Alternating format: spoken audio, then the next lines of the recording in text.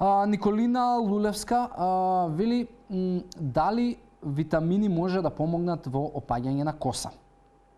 Николина, многу е тоа, да ти одговорам со да и со не мислам ништо нема да ти смени, затоа што сепак опаѓањето на косата, кај девојките особено може да биде од многу различни фактори, од земено на хормонски статус и функција на тироидна жлезда, генетика, може би е наследно, може да биде некаква моментална физичка или емотивна траума.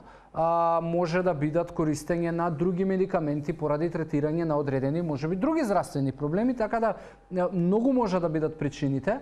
Ако зборуваме за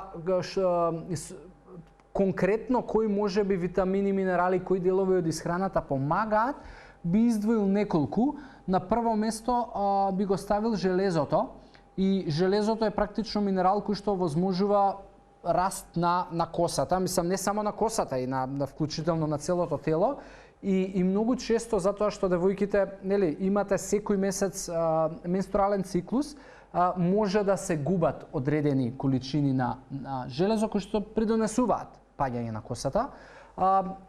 Така да провери се со железото во крв како ти е, и затоа треба да одиш на лекар. Исто Б витамини, цинк. Од Б витамините B6 и B12 се највлијателни во оваа проблематика. L-лизин има една аминокиселина, така да ти посекако би требало еден оптимален животен стил на добра исхрана да воспоставиш и да се консултираш со лекар, дали можеби имаш некакво пореметување во делот на хормони, тироидни и така натаму, затоа што најчесто и тие се причинителите кај девојките за опаѓањето на косата. За третман дополнително, значи јас не би зборувал за кои лекови тука се употребуваат во овие случаеви, затоа што премалку знам и на крај на денот не е ни тоа моја работа.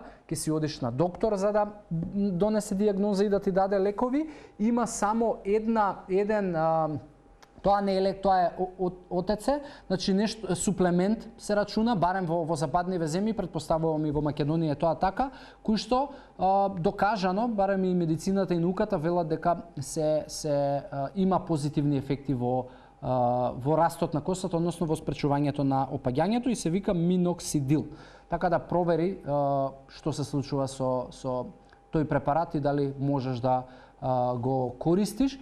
Но јас би те советувал пред да донесеш било каква одлука за што да суплементираш и што да додаваш, да си направиш едно испитување и на крвна слика и на хормонски статус.